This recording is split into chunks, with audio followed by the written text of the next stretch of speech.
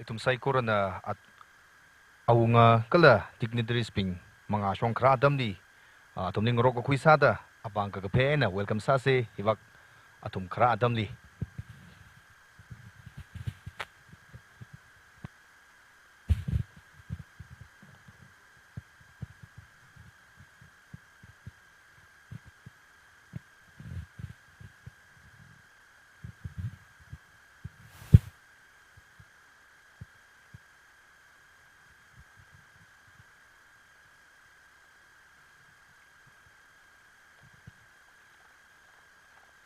achewi conference hall hi shomi kwai ke hiwi khya shikhangiya awunga itumya pamni ra changhai re kala ling soda dignitary sping achewi program ni shuru khumi da klebing ra chang sar hai re ara adam hi kachung kama jang lila khya shikhangiya awunga na ribbon hi kadat mi lagai tum sai korali conference hall li thanza mi hawrana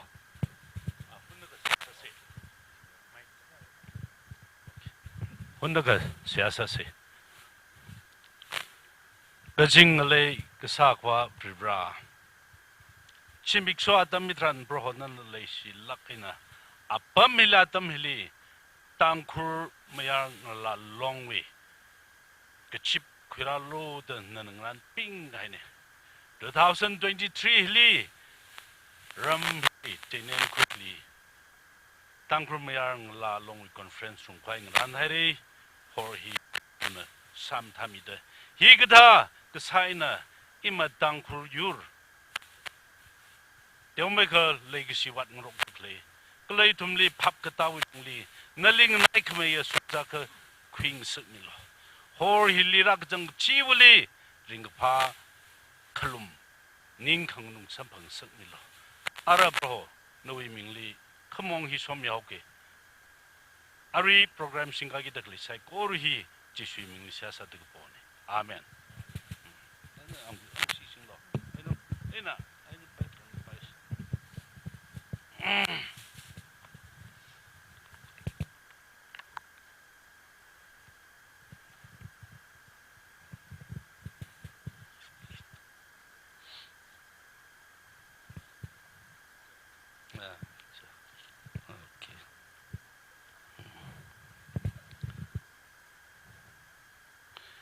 I nathumi awabu sara nathum iwi naungara sara ta sasaba prohona hanga ima tangkurwi awabu hi itumli ngadang kamya awabu bribran sare kala itum awi naw sare thot hili le dak le tong hi tangkur ngle we awavuji rana kula awi nauji itumna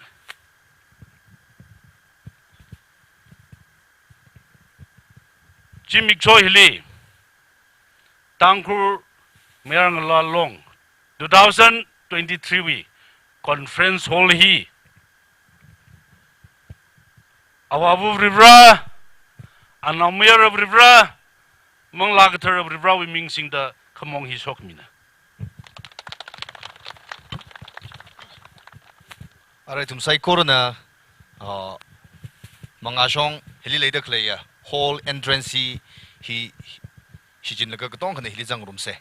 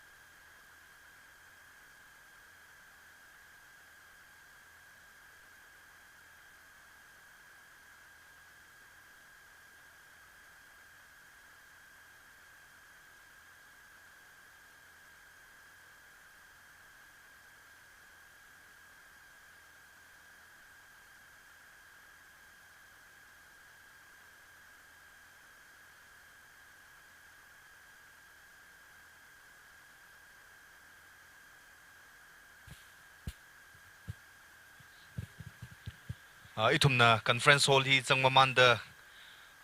manga shongwi cheers bing hi mama saing sakse ga shabai na dangda manga shongwi hi fill up salaga khunu guiji hai salala hai se gi hi request sa ngai ne delegates bing kala hall hilira jangda klaya ramna bing psychorally da request sangai da leye manga shongwi cheers bing hi ga shabai na dangda occupy sak vai sa se gi hi na thumri request sangai.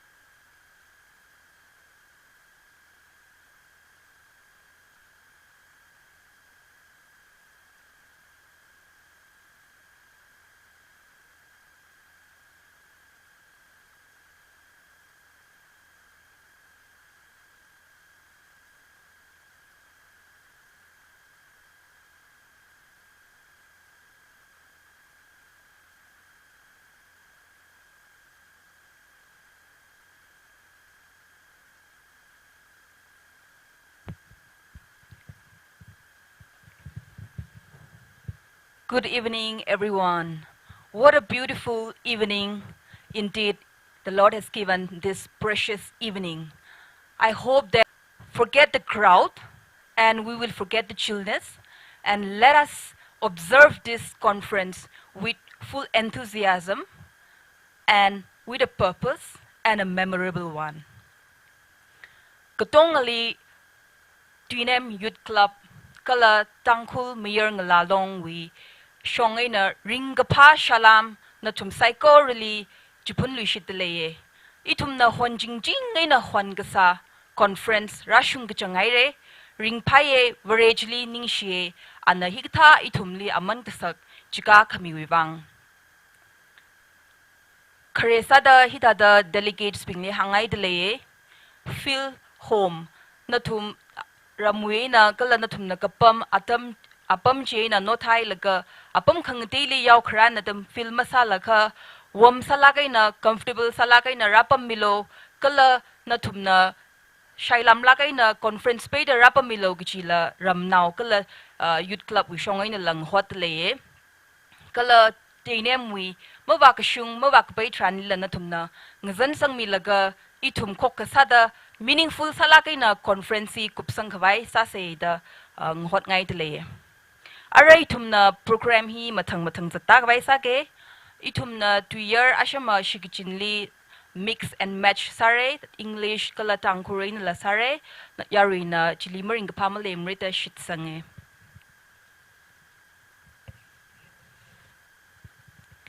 remikap ta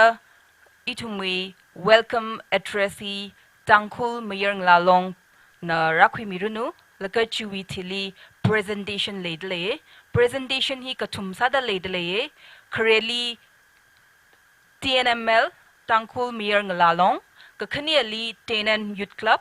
kakathumali shinaulong athumna maron na rakwi mirunu.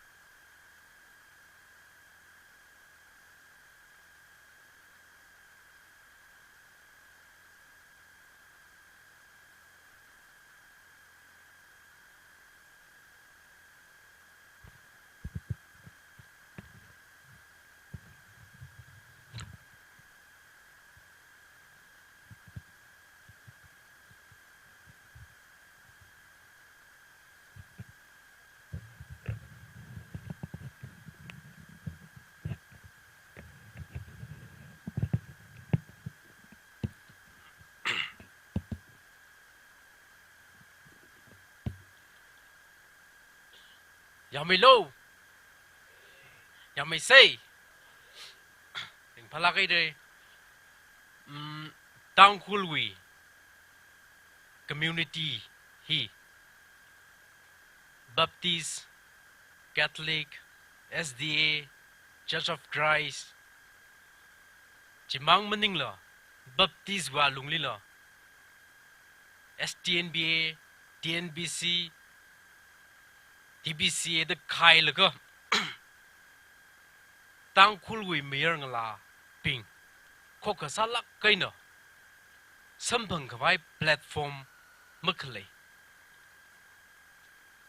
atam wi development atam wi tam kui shi kui rock hai ka tongala I tha da sa da le ko tang khul hyak ka re sangai ko khundu thot ping hyak ka shung da ring da le ko ji hi itum perform sang rock la ko display sang rock ko acknowledge sang rock la ko masod mi khang rock yang khang rock ring pa khang room we platform hi malay tu da kala tangkul mir ngala long ka ji hi platform hi na chamai tui ka ji kala ka tong na ra ka ji ka paya platform akang sau da jingkum trada akha conference masara la le ka sa ji ach hiwi achwi termwi executive ping na red way na hangrang rok la ka achkum salak sjo da achkum hi way na sal ka every after 3 years term akali conference avashi triennial conference ase tangkul mirang la ka tonga rak zip pai khwai gi hi decision khui la ka assembly li vausang la ka assembly li house na maya la ka conference hi room khwai hagu phok ni atam la shiro daw da covid la layaw da itumi gi shok zang khung khwa problems ka chung ka face out gu da mathala kaina organize masar mra da machugra shum la ka saplung za jaw gu da ishi tenem village hili tenem youth club hili ishin approach sada aunga na kala chairman na kala youth club wi president kala executive na mathan tu paina mayami da achi wi shongza achi simik sho hi rag shung hi thara ji hi itum maphaning samne yak mapung phada tenem na tenem youth na salaka hosalaka yak sak dang ran mi rag ji yak matha da prepare sa mi rag ji itum expect masa samne tiaw mai da sa sai kyuwang kla jilga atam shirot na da hangau da kachang thuruk wa lungli ra ka hangne chi daw ka ta sa nikla da machuk rashum laga ishi tenem na matha lak kai na yak ka ring pha da yak ka sak da ran mi ka ai gi hi remake kap da iwi ning gi shi tangkul mer ngala ga tongui mathunai na itu mi ning gi shi hi ishi tenem youth club li phongshok ngai ishi wi tenem wi development village development chairman ame yangsing klishu aunga shinau long kala katam nau long youth sai korli kala khwili le dekle yang pang chep chok te ta da sami gai rungmi gai ngaran mi gai sai ko ri thelaga itum ring pha nai re itum mi ka paning lang da hak me da chu me da matha me da sami re gi hi itum ri me kap da hangai mi ka chung ko wang ngaran gi ne hak pok ka chan nga zek ka pok hi tangkul mirang la long wi le de le executive ping na la matha la kain organizer atam leila la shirod da la itum hot na ra da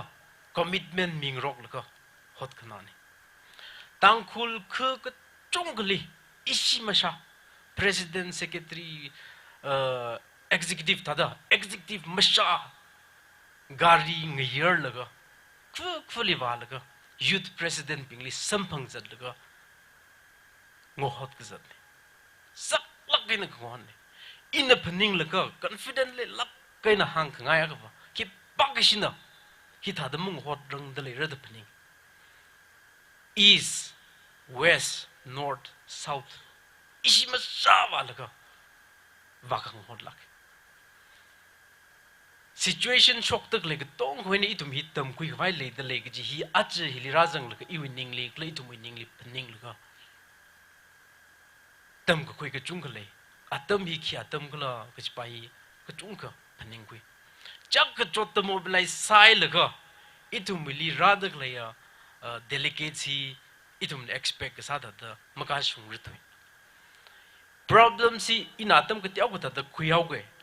hàng khang nào sa khang nào platform mening thum đó hi cái tông của vang itum cái tông của vang uklung wi tùy mà tùy rock sa cái gì vang ấy nè i cái tiêu cái đó hàng vang ngay nè sports conference area wi phu cái tiêu wi khong nai wi church wi long now wi society wi and it that organization lay cái tông cái conference nga vang khai sports room khai meeting room khai पैसा ले लगा कि साव मनिंग जी पो लगा खोम लगा रिक्वेस्ट लगा door to door वा लगा रूम लगा इतु में आतम इतु में yang इतु में लन क्या कम था दशी चिन लिख लगा जबाही सक लगा इन इतु पनिंग रूम गाय आज हिली राजन गाया कल तंगुल मिरंग ला लोंग याक सकता साई लगा रात कले कल expect सा कले ओद मुंगा ही पनिंग लगा इतु मुइली ngecai pelunggi kiji mesaran mesagi kiji saran sa pelunggi kiji atam rai re kiji bahi itum sakla kaina ningli tukla kaina pening ku atam la ngasai tangkul mirang la long na aja sadak le program hi ara mi chung manda mi ka chung la rai re mapung phalak ra kiji I shitsan sathai ashi term mathai od matha da sai ji khwai wi wang sa gai od akhlem zong ka tangkul wi khni thot bing vision ma le thur lairik matha da matam ra thur shokra da le khni thot bing na kharnau bing le yang laga ila thum wi tha da sa ra gi ning ma phaning ma ra thur mili po ga za mili ga jahan mi wen khwil ga ring ge ji mangai re ka chung ga ja chik tha le re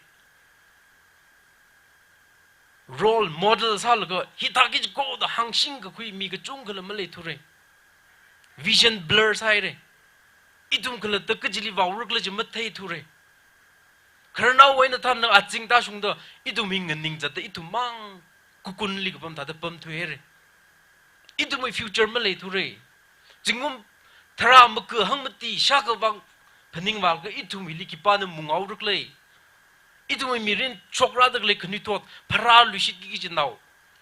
kali ka tha da ok thwi war le ji sak lak de ma chuk la ga hi sa phlung re hang sak phlung re itu ngrum phlung re meeting sa re discuss sa re ka ji wi wangai na uklung ning yang tong la ga sia sa la ga program hi khrung ne kala aj ji mi choi ta da ra shu film sa lak ma da khui आज तंगकुल आज tek wasung da na theidakle program ne yang dakle program hilim yishir ting mag jip salala ting na yang dakle program jiwi wangai na itum na sabagi ji program hi ishit sangai athai mathai re ajwa athai hi aj mathai mre aj hafta aju gajang aj jingkum hilim mathai mre ka shokra dakle khni tot ping ne yang laga hiwe na oh hitali de shongfuji hili de gji panning khui ra sare shokra sare gji shitsan aji shin hoi de le chief guest when of pog ka speakers ping resource person ping ka tong hi tam khwel ka pam de le ping le ko ho maning shi khwel ka ta de shim li pam de le ping le ko ho maning lak mane tam khwera shi khwera aklata khangai ra ringai ra phegwe ra aklata ning shapai ra miling chon shapai ra aklata yangwal go ริงไงเร่ก็จะเป็นจิลิโกโฮนี่จังตะเลย resource person เป็น speakers เป็นก็ต้องอีตุมนาทุมลิอาบลิหังว่าใครตุยเลยนึกทุมวิ life experience หังมิโลนั่นน่ะกาชุงดึกเลยอับมอาจจะนั่นน่ะปมดึกเลยอับมฮิกตาตะกาชุงคิมไม่หดไหนระแก่ก็ struggle สัลกันนั่นอาจจะเงินดึกเลยฮีนั่นอาจจะมีลิงก็จนชับดึกเลยฮีนั่นอาจจะมีลีมีจ่าชับดึกเลยก็ตาตะสัลก็กากชุงเลยโจอาจจะวิลียนั่นน่ะก็ระหังมิโลเด้อมีก็ต้องเลย resource person ก็ต้องเลยทุกมีขโมยน่ะหังไงนี่อาตุมจีวัง ready ซาร์อาตุมจีวัง prepare สัลกันเลยคริสต์มาสเลยมุ่งเลยconference อยู่วังอุ้งระดข้าไกลก็อุ้งระดเลยมีเลยไกลกันนะ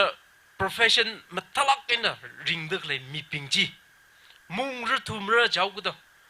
นวิ profession ไปหิวะก็เลยนั่นริงดึกเลยไปหิวเดินกระสันนับงไงนมุ่งระเลยวิดีโอไอ้นะเสียงกุลก็จะหง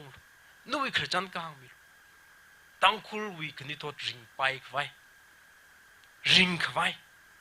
ริงพาดออกถึงไว้มันนั่นเดริงไปไว้นั่นน่ะคือจานหางมิโลดหางเลยก็ใกล้กับวิดีโอจู่ไงระ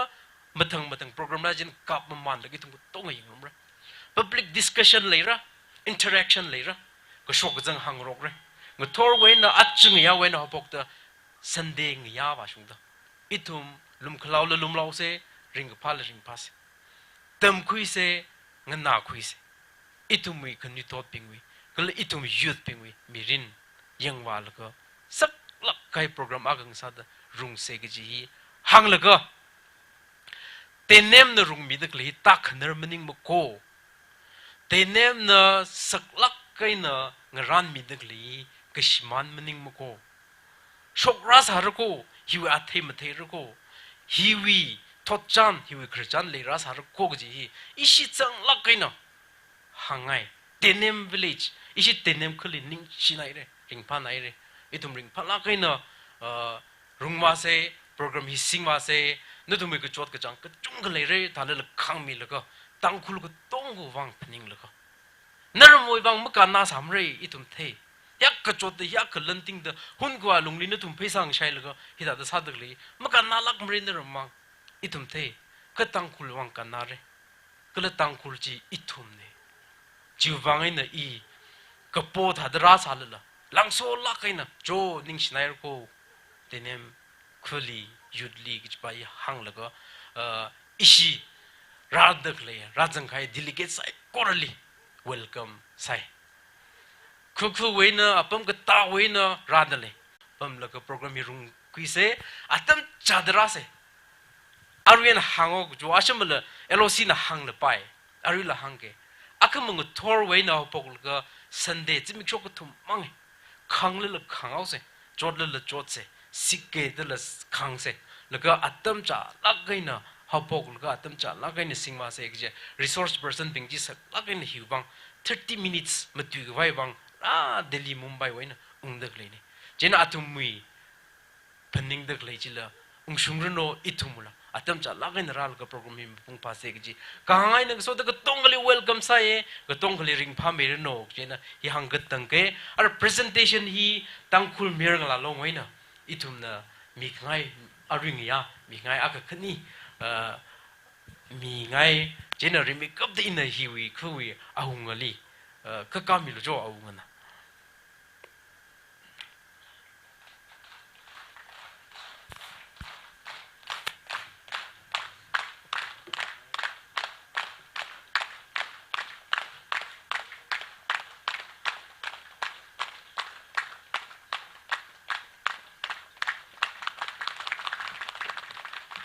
ก็คือนี่ลี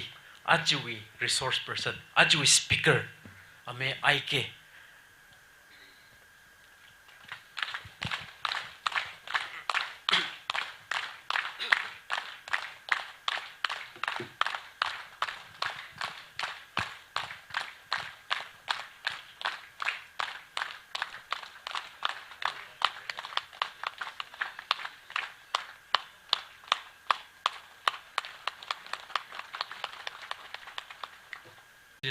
เพศสักจุงกงนิ่งชีริงพายก็จีเมย์ก็เลยยารอนกันละก็ต้องคุยมาทุนนั่นละ hangai ning shinai re ara ishi wi village with development chairman ameyang sing dal akshi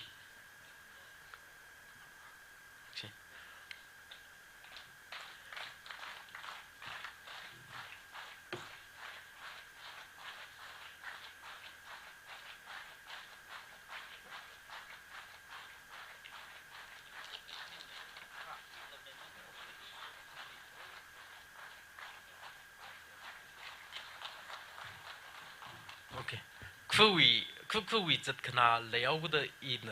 maga thaya ka development maning mane authority village authority village with chairman ne chiba chi akshi da tharlu ngai ishi wi tangkul hi youth wi president they name youth wi president tau power sing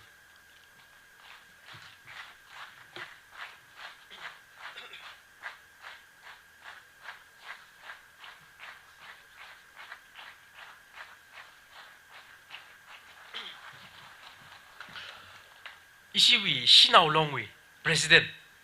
akshi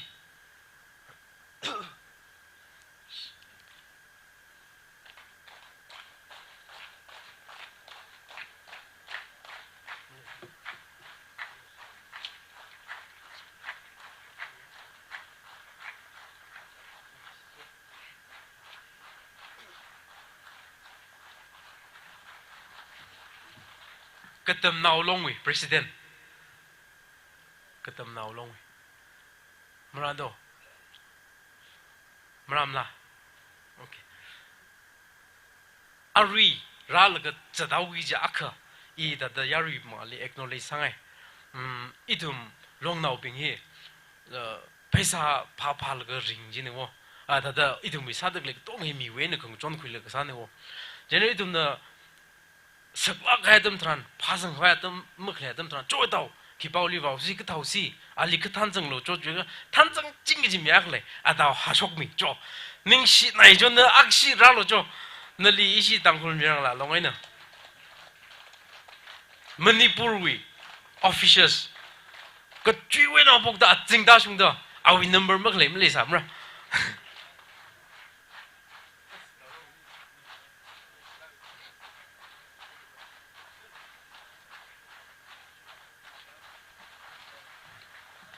ning shinai representation hi da matang program li da chatara yari sai korli ring pa program saran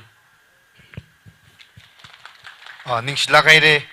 itum sai koran la dushida Mr. President wiwang panglaga na bang shida phemi se tangkul mayang la long wi matun sada itum sai korali ajui conference li king pa samko phangwi salam khami henang soda conference wi ningrin o chatwa khangai itum li kuchung khai na hangji thei mi khai juwang itum li lumlaga na samphang khami juwang ning shie Singkum kesangka labs le lega aja itum ni tata rang room dak le itum dala mapung phala ka na participate sa se ke hi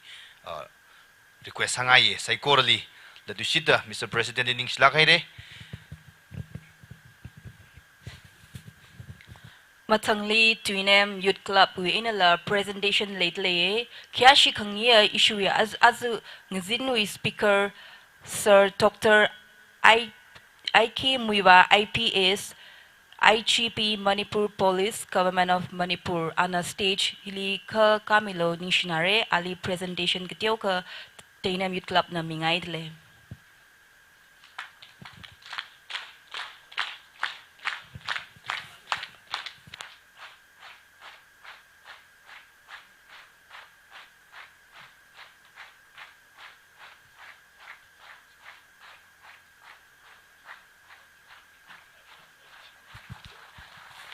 Ochana stage way na mong fulo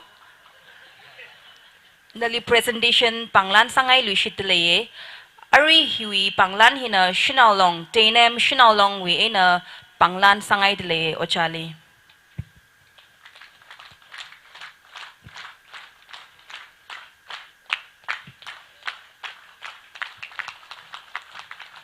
ning shila kai re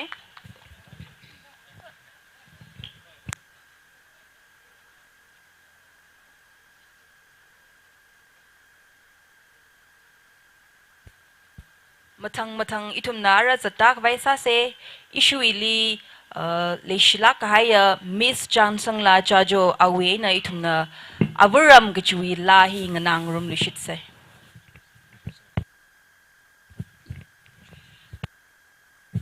Miss Johnson la na stage hi kwimirono.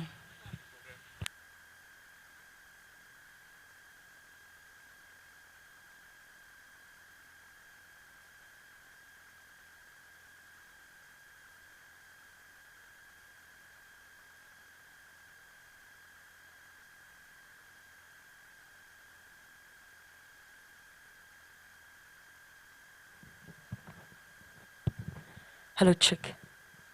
Hello, chick. Hello, chick.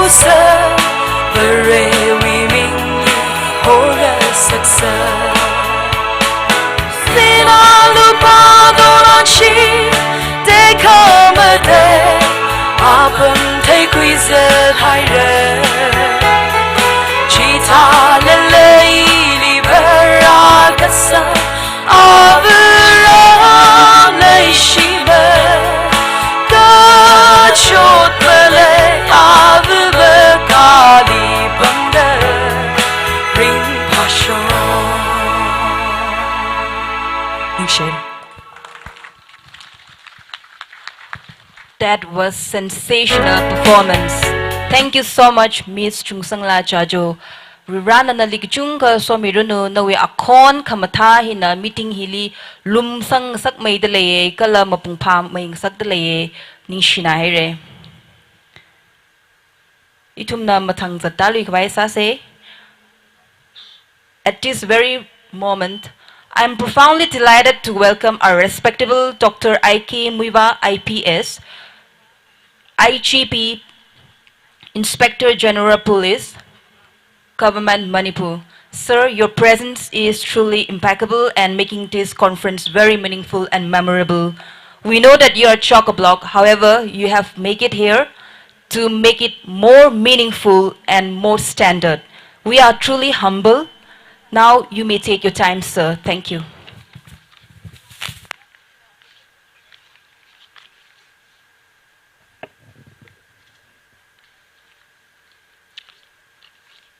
Kiashi Hangya Kui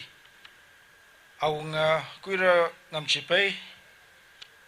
Kala Kui Chairman Kuira Yensing Kala Village Authority Bing Kuhiwi Pastor Deacon Women's Society Youth Society we Katana Bing Kala Tinem Youth Club we Chairman Kuira Por Singh Kala Awi Active Member Kala Member Tongabing Kala Achu TMNL we President Kuira Somtai Kala Awi Active Member Kala Active Salai Nachili Achu Shirukimi the Clay Kala Rara the Clay Program Bingli Chief Guest Sami Gid the Clay Guest of Honor Sami Gid the Clay Kala Resource Person Sami Gid the Clay Kala Donor La Sami Haibing Kala Ari Artisti Chung Sangla Jajo Kala Shirukimi the Clay Ngatang Tada Rather Clay Saikoru Kala Kui Hiwi Ramu Hiwi me being special invited being Saikoruli Iwi Ring Paslam Midle Achuchimik Show TMNL na Hidada General Conference 2023 Ili Navigating toward change the theme salaga Atum na program saklagay na Ngiran Ghaiji Pakui laga Iwiningli Ning saklagay O asi team hina Saklagay na Malungring lagay na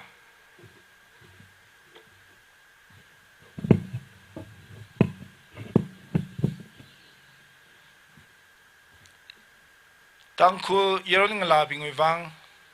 Kala Imram Saikoru wivang Machuktale Kala atumna Something aga Kangache aga Kala contribution la Mi khwai sad legi hi I paningkwe Jena jiwangay inala Hiwi program hili Saklagay na khui laga Kharani Achui program to Bonghi Navigating Towards Change Kangache Chili Vakawai Ngakui Gasat Ngakui Kava Kachi to Bongna Hili Matai Lagana Change Kachitran Developed positive change Kachili Karinra Jihi in the Kui Migachungana Kangache Hining Changi Change Kajihi Huvangla Jika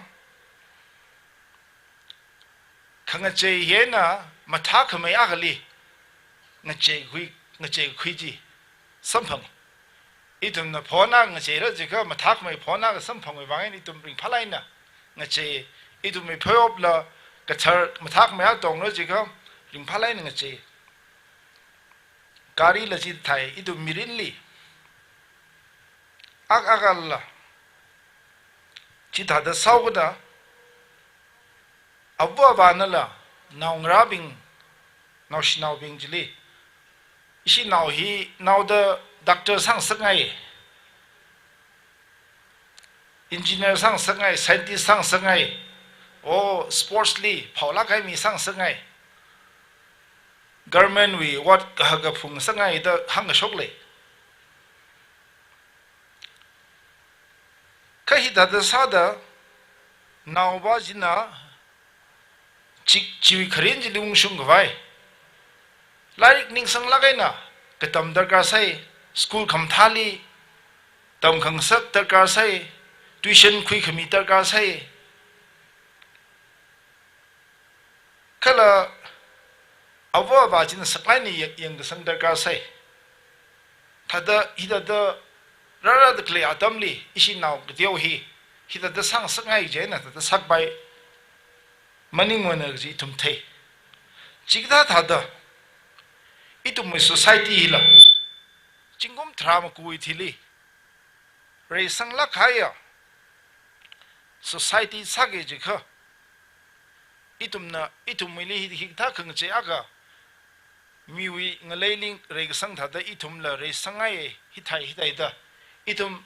chikum chule sard le re ning ka chang ka khaujil le sard klein kai tum ka chili ka da chili wa ra chu stage le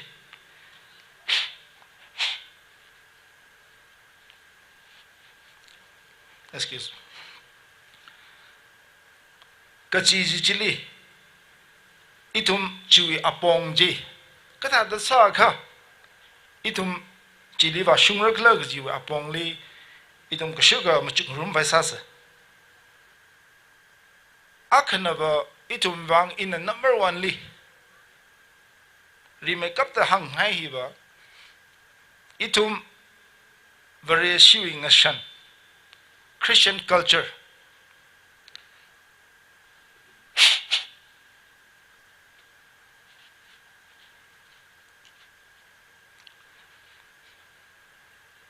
hiwi masitra ga phandak le hen kaing sa ga sadak le ga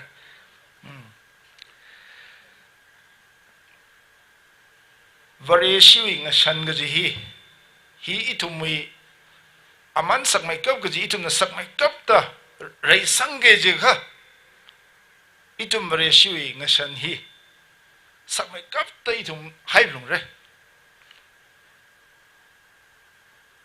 America hi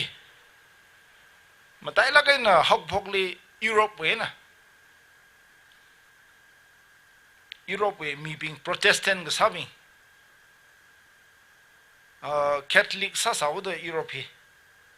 juwe na ka shamba la ga Europe America le va pam la ga athum hi America hi hok phok ne tai America li very showing a shani hak la kai na the itum no da Hollywood movie da yang ka ba da jat ka sa thai ka chi ma tha ma ni chili khwa tam tran mi ping chi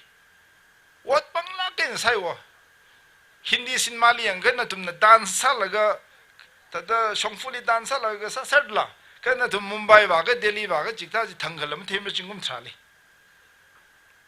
da cinema ji cinema ni ka mi ka chung chang ka tong hi majority of people hi very shiwi culture wa lungli wok thui da ina thei khoi sam bang very shi ma khing bing la mayang bing la jili bai ga Christian culture jili ba changau ta ji kima mai gla ji kha atumli honesty le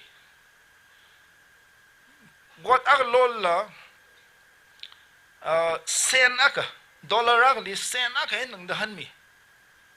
Singapore li la ji da the sen aka nang da paisa ga itu milio paisa lam chatna thu la paisa I chatna sal la ma hang rock thu la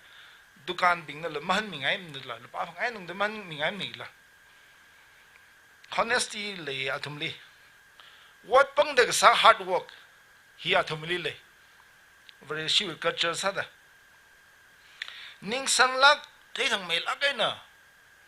what ka sa ji specialization kala professionalism ji atumli le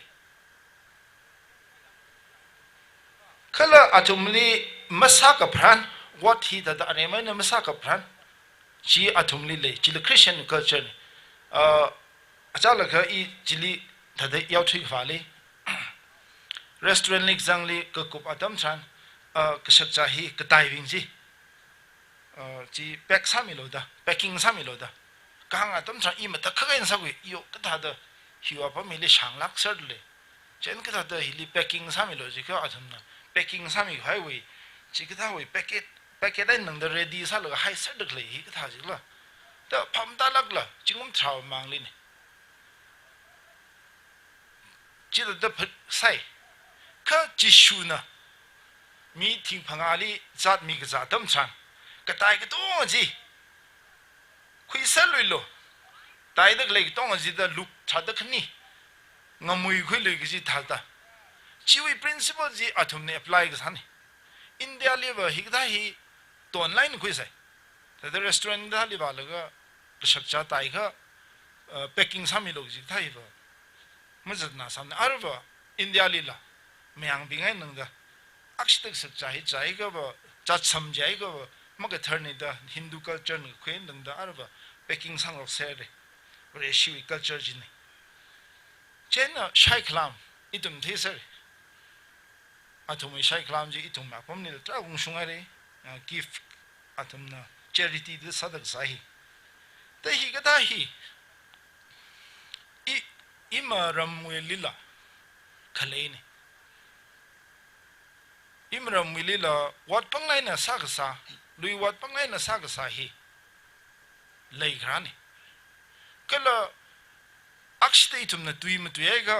อีตุ่มไม่ตุยว่าชิวด้าอีตุ่มมังก็เจริญไปอีตุ่มน่ะฮิตาระฮิตไฮด้าอีตุ่มขโมยหังโชกไอ้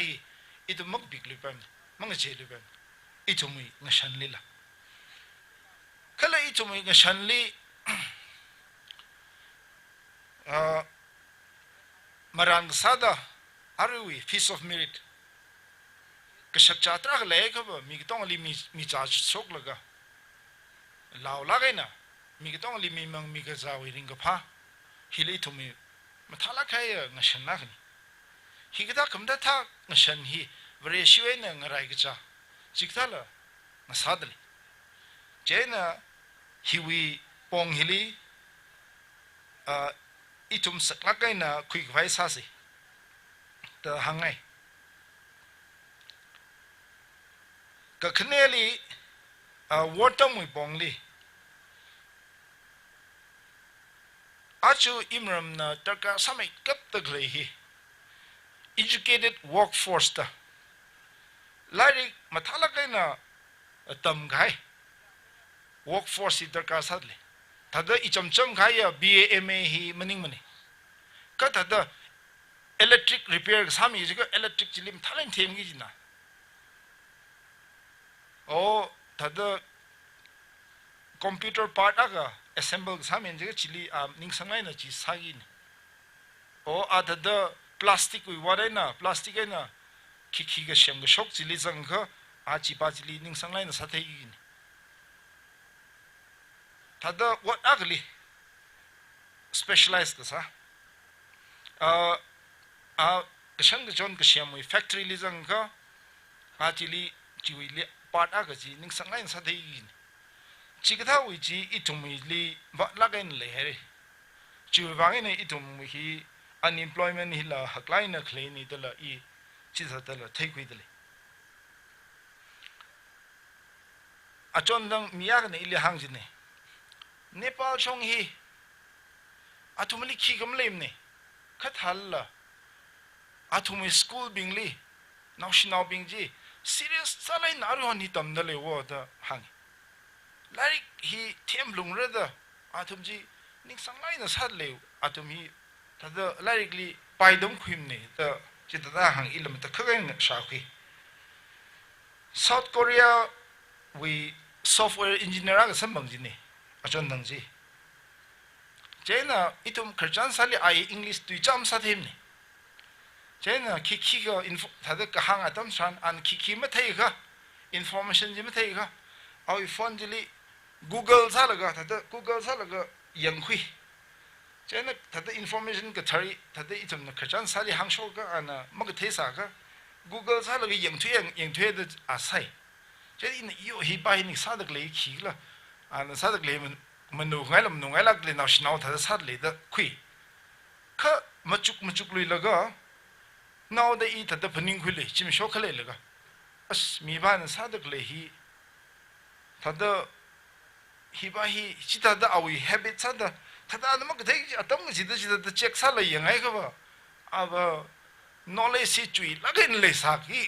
knowledge ลีจุยลักเอง strong ซาเลยนวันที่เราเลยจงถ้าได้อีทุ่มขังเตมีอันนี้ยังเข้าได้อีจิตตะพนิคุยเจน่ะ knowledge li ru ga chang ji hi khama ta ya ni itu mi khni thot li knowledge li ru ga chang hi tar ka sai iwi mirin li ak hang lo ji kha hi metric ka tamai nang da ba lai ki ta ma bangai lak ji ne ta da pungkhani thangli pungkhani parak ji la sakna ji i ji adam li vareli ma the sam ka metric mai kha ji li i kulam hai la na vareli khu sange born again sasamang chu thi li in vareli sa sai vare i hi lai la ma bangai lak chue ka tha ji la pa lam jang dri ku to khili chena ili bangai lak khai ning ji sang ili lari pa ngai wi ning sang mi lo kala lari ki phaptak bai phaptak shabi pang shap ji sang mi lo da ina ji da sia sai je na bare na da atom ji sang ta da jing ma khani sang khanau da ba i wi ta da lari ki pangai la khai ta da any subject ta da ili interest khle ta da thai ngai ji i wi rawi ta da pangai shon ngi ji ta da ag la shi ka ta le do hi ka ta le do da chi ka ta ji ne i wi khamatuk aga samphang i wi lai ka tam wi bong le kala chi ka ta aga khrai na ba i wi lai ka tam hi pai mai khar da ma tha mai khar da nga ve mai khar da chat pai wi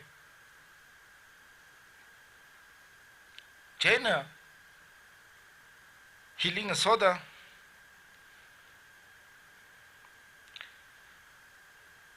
iram we school being he hakla kai na khang che ta ka sai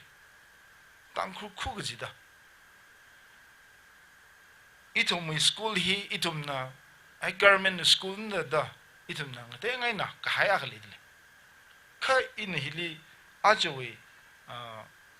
jimik show hi da conference li ina iwi shongai na tada ina phaning ko tada thai ko khui share sang hai baba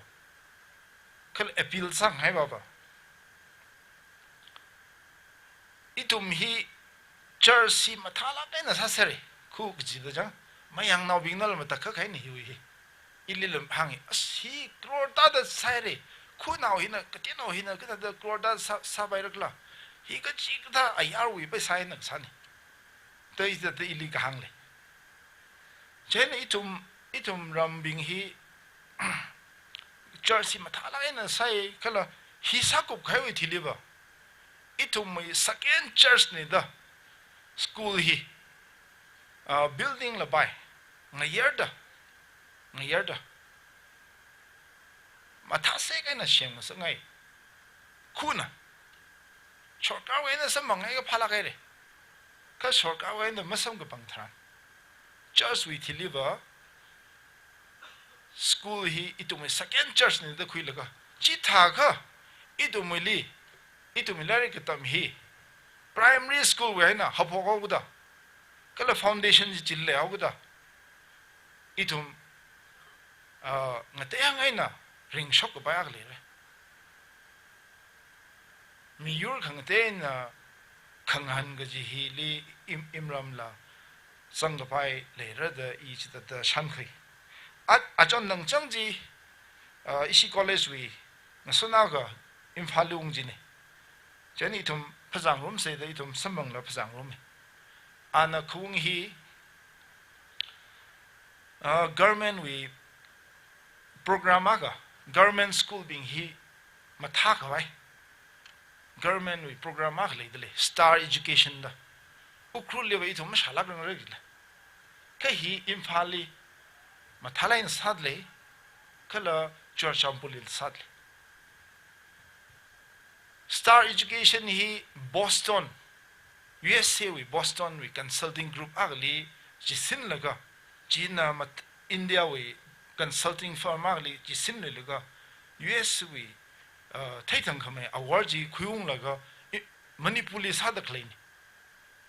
te hili athumna katam naw bing we athumna Thailand khrin hi school ga jida technology hi chijin ga bai akap akai computer technology jole lai katam kashule ก็เลยถ้าเทคโนโลยีอายุงเตยda anything ไล่ก็ทำให้นะมารีเลยจี introduce สักไว้ก็ซะเจนะก็ทำนาวบิงจีอัตุมี maths ว่าชันลีอัตุมี level ก็จิเลยก็จี measure สักไปก็เลยอัตุมี science ลีก็จี subject wise นะ science ลีคี level เลยก็เลยอารีถ้า English ลี geography ลี history ลีอากาลีก็ถ้าเลยจีอัตุมีเทียสซาจินอัตมาชุดเจนะ school จีลี improvement มาทั้งเลยก็มันเลยก็ subject wise นะ class wise นะก็จีซาดักเลยแต่จีก็ถ้าจีอีละจีเทลก็ก็ถ้าได้อีทุ่มไปอ่ะผมมิลีถ้าได้มีนว่านิ่งสังไลน์ใส่เลยเขาอีทุ่มอ่ะผมมิลีมาเลยทุกเลยแต่อีนิ่งลีจุกครูตราสมัง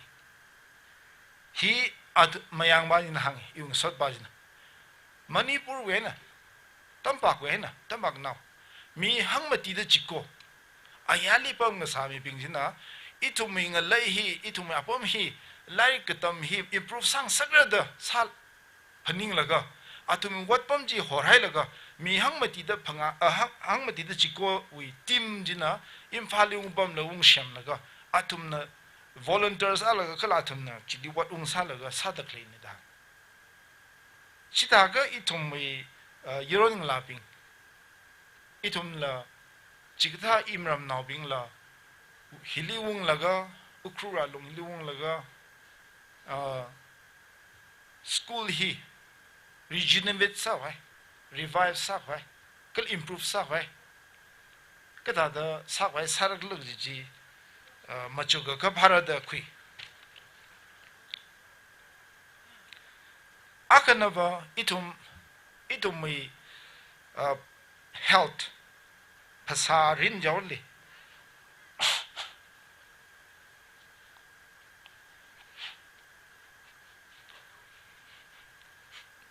pasarin hili health we hili imram we apom hili hospital hi block level li kala district level li wat la gaina khleji itum to na thai dak lein hitar ka sa la gain le dele itum apom khang te le ba chik tha pe me da the pem da le dele ji khai imram le ba hi wat la gain le hai re tom bak li itum na aga ka thyak le naung lawung rabing hili atum kitam ragla jiga isi naung lawu hi doctor sa wai sadle ka cham naw lo bai ka shang naw lo bai inak itum na khang han atam tran han ga kaji atum ji tada ka cham sing gur sal la ja isi naung lawu doctor sa wai sadle je nam sa bai ka nurse dang satle ya nurse na doctor hi pem hai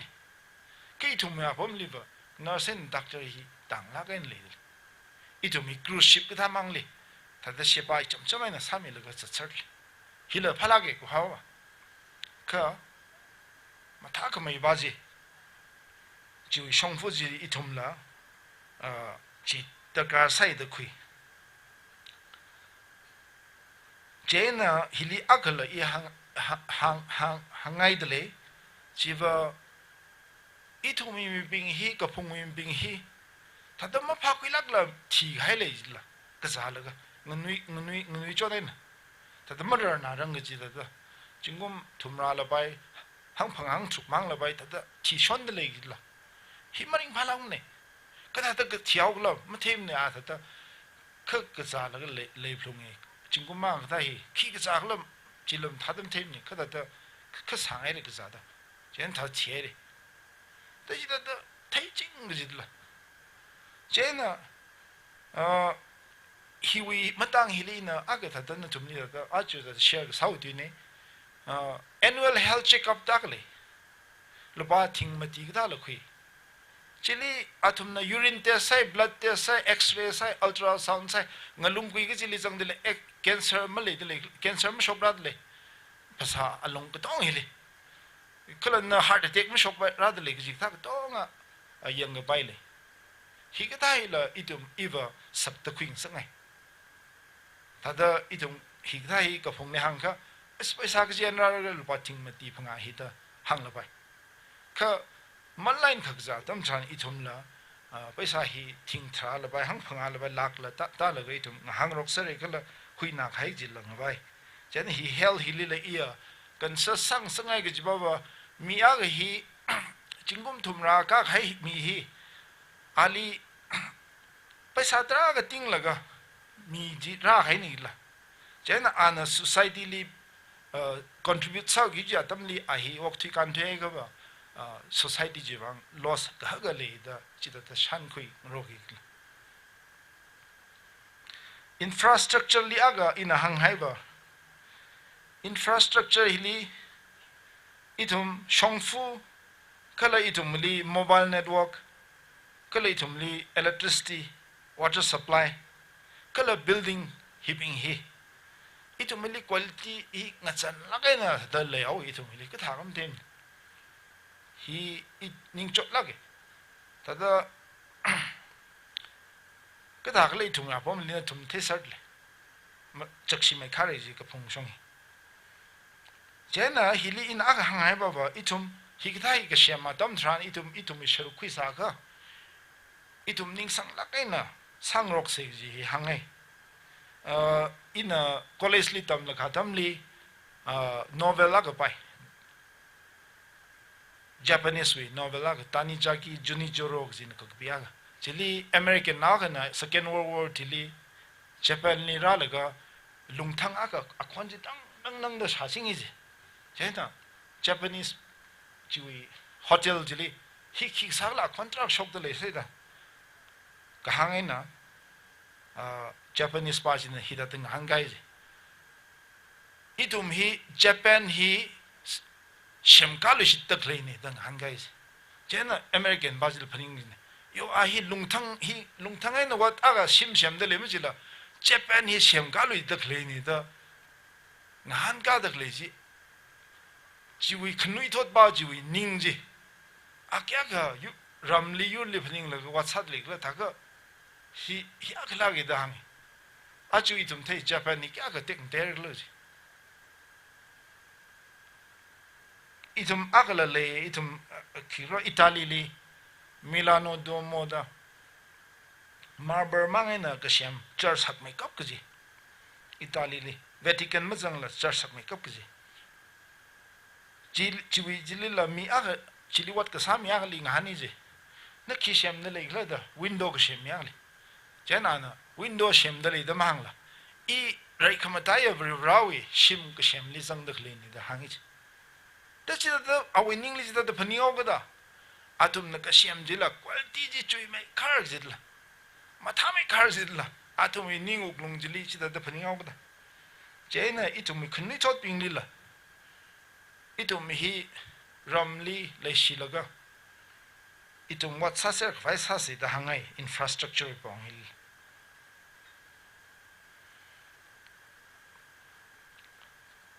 business we pong hili lairek aga ina pakhui government we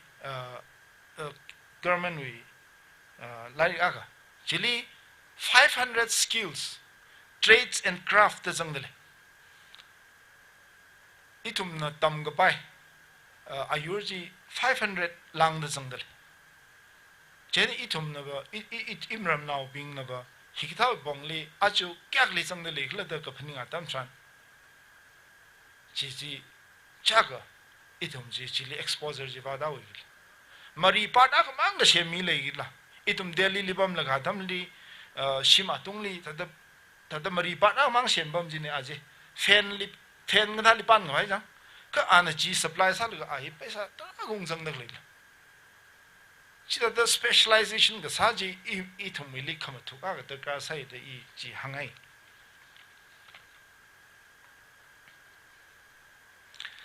I thum mi li potential le la ga na le da le hi horticulture industries hili hak la ga na le imram ga le hili I thum mi lui hi chunglak ma chim ni ka phung trak le sal la lui wa chunglak ma chim chi thau ga da lui hi khnui thot kai kana mi ma chung la khnui thot kai kana lui hi tractor ga thai na shi chin la ga wa la ga atum lo shan ngi yar ni ga ka thani glam the tre chi ka thawi mong ai na double cropping hi chinguma li khani si da khaling hi tampak li sa da sang ai ri la ka ga phung li itum sad le la itum nga lei tum mai khart le kai thum ma sam hi ka thawi itum hi ka thawi li mi kai li sang sangai ka ka chunga liver iwa itum teser de kleine te nem hilila kiwi gda khling kya ma tha da shok tale china avocado gda apple gda khala itum is selang the chi kha aya shongwi soft ka sabaji chi gda khala mo the gda yong cha gda persimmon gda ta da athai yur traga lingo bai le au gda khala chang ro gda higata shong hili wang sagai itum knui thot ping hi hili arichang ba hopoi le hakpok ba ka hi matai mai da khwatar ka satli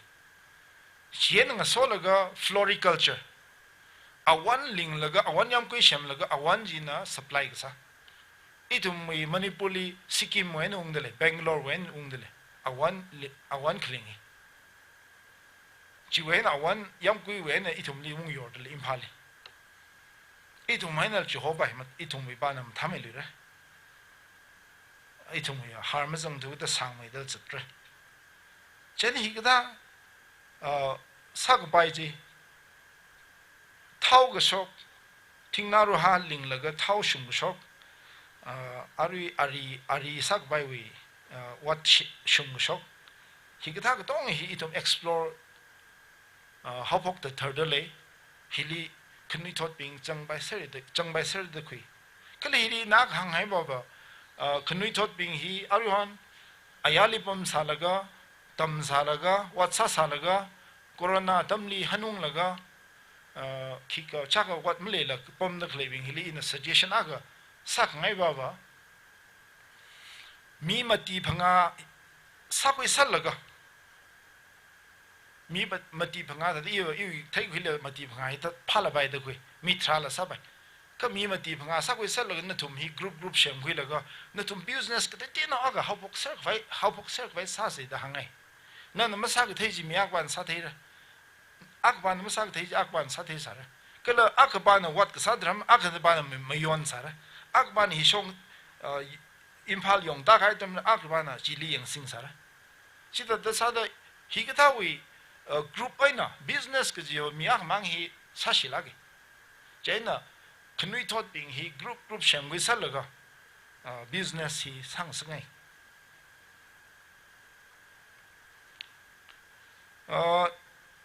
now mai kapta sports ye imahang lege tada itum thesar le ecotourism aina environment matang li hili potentially thumui hakla khai chi hi matang hili in tada hanglish ngai ge jeba india hili tingna ro ha ayur chung mai kap tak le apam chi khala chung mai kap tak thui dak le khala le dak le chi khenga dam tran biodiversity hotspot hi khenga dam tran North East yung tai North East withili Manipur Nagaland yung tai Arunachal la ka teo jang la tung tai chen chili yang lui ja tam tran ka china chung mai kap ta le da le la ji khenga tam tran Manipur Nagaland yung ta ri ni chen hili chung mai kap ta ka ji ban le lui la je Manipur yung ta ri ta ke Manipur le ka ji ka chili thingna ro hai chung mai kap ta le la da ka ji ba ba atumna 1 square meter hi da thing shun sel khru tingai laga hiwi 1 square meter along hili variety kya ga thui de legla da machine ga shana tam tran itu mili 100 we tungli sam phang le apom ga liba ayur khani tu main lang dam sam ni chen chi khyang adam tran ukru district yung da jinu chen itu ma apom hi thata ayar we bing na thata yaw thui khung mi bing na ka hang ji sai asna tu apom hi ba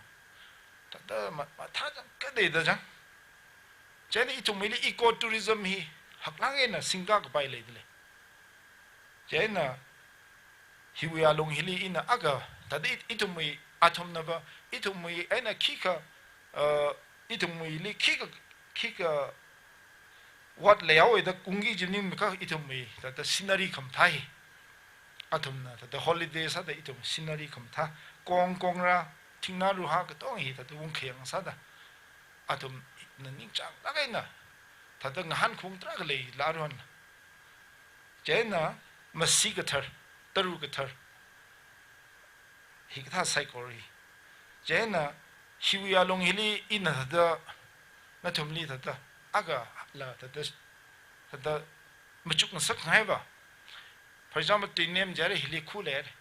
ka hiwi nglem chang hili na siwi phung sem jaw lo hiwi nglem chang hili phung sem khu da le la chili kiba ma lem ni la ro he ka chiwi apom jili naram na tourist resort center ga shobai la chili mi kibam pam naram ka na mui yeron ngala kai ka chili resort chi operator atum khong atum tran chili ung pam ra chen scenery yang ra chen itumi ka sak cha ji cha ra chen yaw thui ra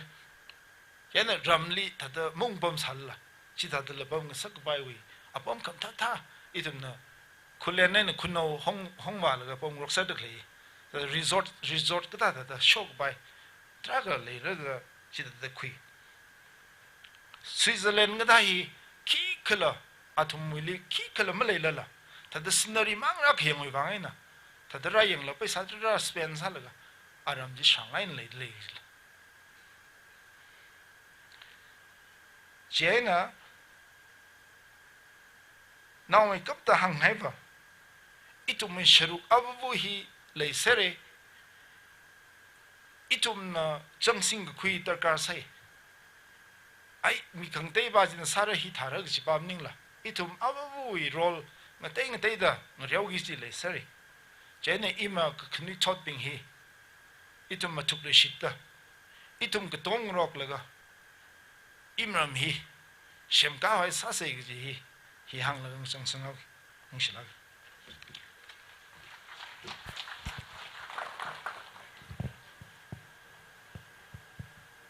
issue speaker queer Dr. IK Muiba IPS Uiwang itum panglakan nak sida pangpeng bisit se ning sila khaire sirli sirna achiwi tuipong navigating towards change kichiwi bongli khnu tho chokra tak le itum psychorally ka pha khang che ji khira khwai itum shuru khuisar se ta apong te de wena business song itumli saga bai apong le dakle apong te de wena itumli hang pun mi ga hai ta mi ga hai itumna khuising da itumi mirinli shichin makhwai salak se gi hila machan sangai de le la du shida sirli ning silak hai de nana nawi ngala gazar kya khle salala nawi atam ngzila ga hai duty kya khle salala itumi wang phaning mi da hi da itumli lumlak an rang rum khami wang ning shi hai re gi hila du shida chipun le sirli ara itumi program hi zatamaman da announcement aga khani leida leye chiwang chi mi ki da kleping village authority we na kala khang dei te we na announcement mi ngai da kleping na atam kha khui mi rano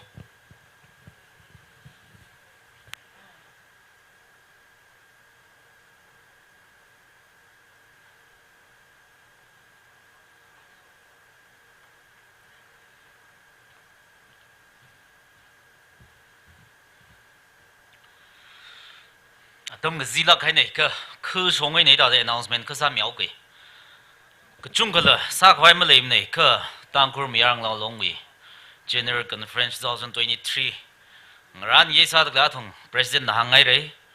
ram lấy li chỉ hâm là cơ, ram là dân miang lao long executive bing là dân là cơ, tăng cường cái phong li, Manipur đâm bạc lấy được lấy, chỉ shoot mi shop bờ bing li, khởi chan sa là cái đó đó. Atam limit sa lak hai atam de hida da ot manga hi ka khuisam bang da ring pha lak ke ning shi lak ke matai lak ke no rali ning shi kya shik bai aroi matui mi da gle Dr. IK Muiba IPS IGB Manipur Police Department wena ra la ga hi da ring pha la kai nei thum ni ra sam ka phangai nang so da ram ti mere ring phai kala ramunga hall hi ana khamong show mi da tangkhur miarang la long wi general conference hi hopok mi da ningshi razang da klei tha nak sure sai ko meeting hi tada ijam jam mai na khu we na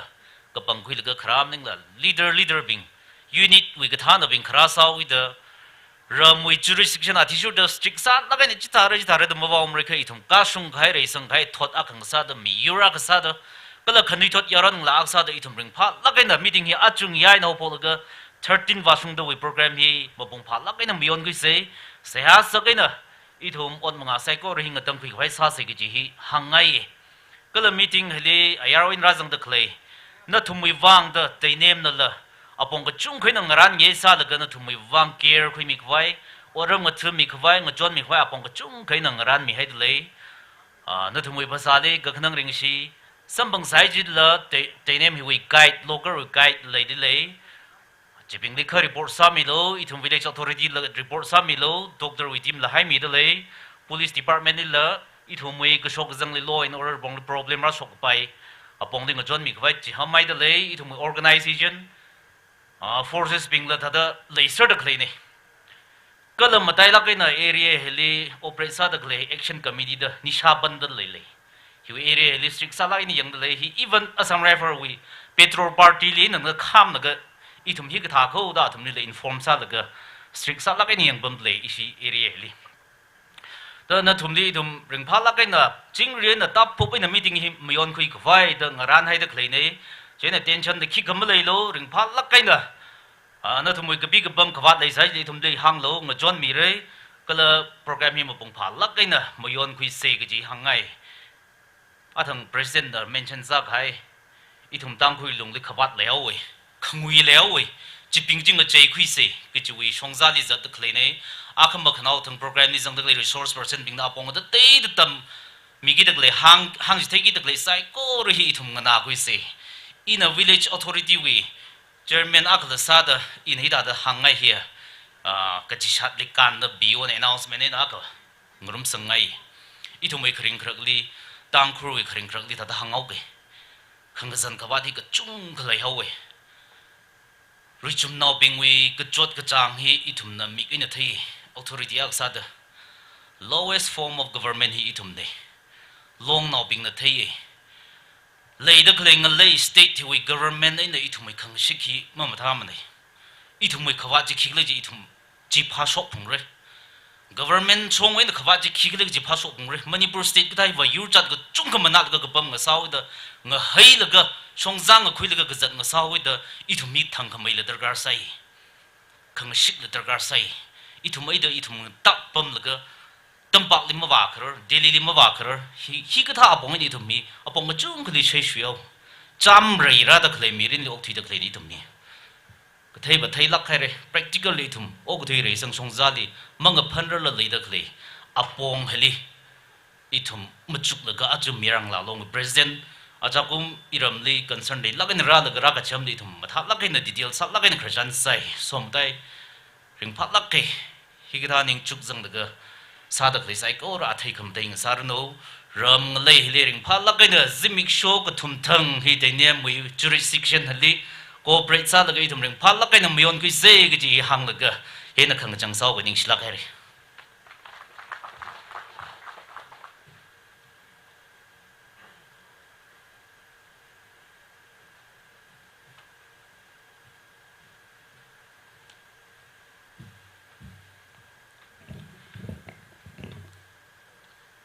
village authority we chairman li ning shi chung ko phongshok de leye kai khava arwi wi ji na laga nap thing re long ta laga ning sang la ga na ga bam chung le bam de leye mai chi thara da hang da ga ga tong kha kui ma khang ka la bam sa da khle ne ya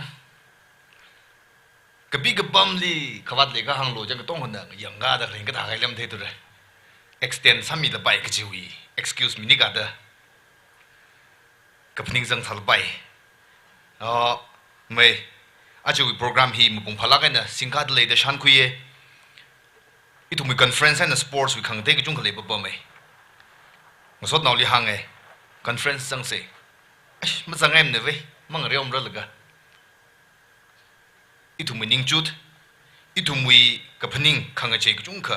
คุยรักเขาไว้อัตมไรเรกจีฮีอีทุกวีมังอาจังลีอีทุกลีริงกับพะซ้ำกับพงวิชลามขมีอันนังโซดาอีทุกลีมาตุยมีกายะอิชูวี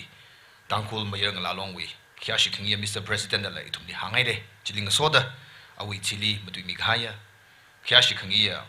อิชิคุยร์ดรไอเคมวยวานอะไรทุกลีมาทลากันนะ navigating towards change ก็จิวบงลีทุกลีมาทลากันนะมาตุยมีเฮเด้จิวบังนิยามงลาเกอีทุก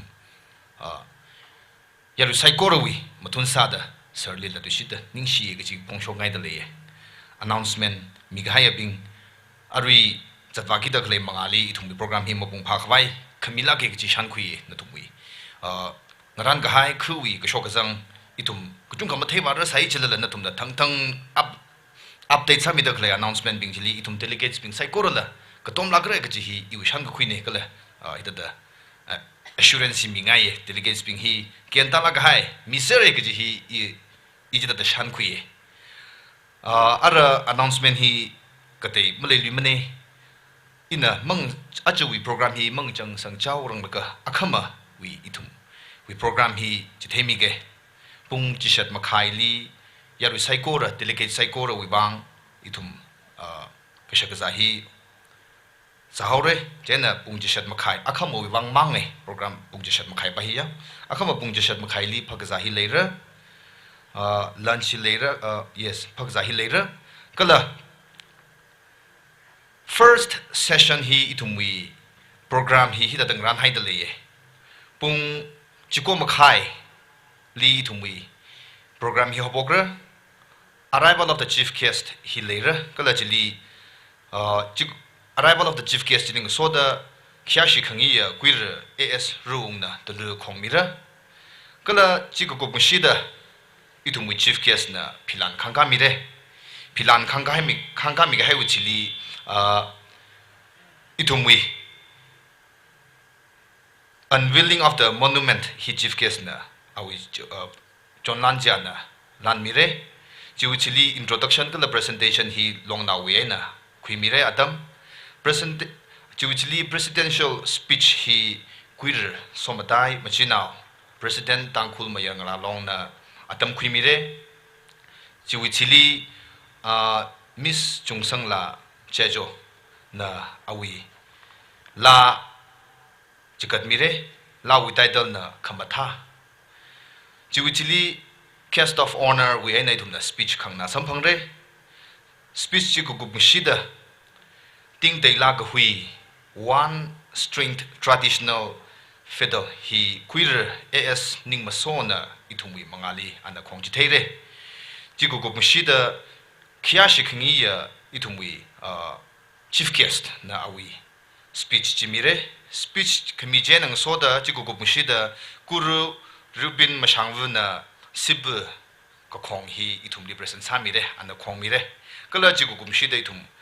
โปรแกรมจิตจัดตามมันดานูนเซสชันฮิตจัดบาร์เรจีอาคามูวิโปรแกรมมาทวี first อีทุมนะ first session วิโปรแกรมจิตตัดสินการเรแล้วดูชิดะนะทุมไซโครลีนิ่งชิลากให้เรอาจจะวิโปรแกรมฮีมาบุงพลักให้เรก็จะชันคุยนะทุมไซโครนะฮิตตัด participate สักมิววังอามิงอับเวนนมาบันรัสฮัลละนะทุมไซโครลีนิ่งชิให้เรก็จะฮิตแล้วดูชิดะพงชกไงเดเลยอะไรอีทุมวิโปรแกรมฮีก็จังสังไปขวายแค่ชิคกี้พาสเตอร์เดนเนมแบบดิสเจอร์สนะอัปมิชงราดอีทุมไซโครวิบังอันนั้นโซขมีป้อมีได้อีทุมจิงเรียนกับทางไฟซาเซก็เลยจิลิงโซดา delegates เป็นไซโครวิบัง local เวียนะกรีนดีงรันมีให้สรันมีสระให้เดเลยเจนอีทุมวิเมสฮอลวักจีฮิโกกุมชิดากรีนดีจีสัมพังไปเรดาจิลจิชัดไงเดเลยอะไรแค่ชิคกี้พาสเตอร์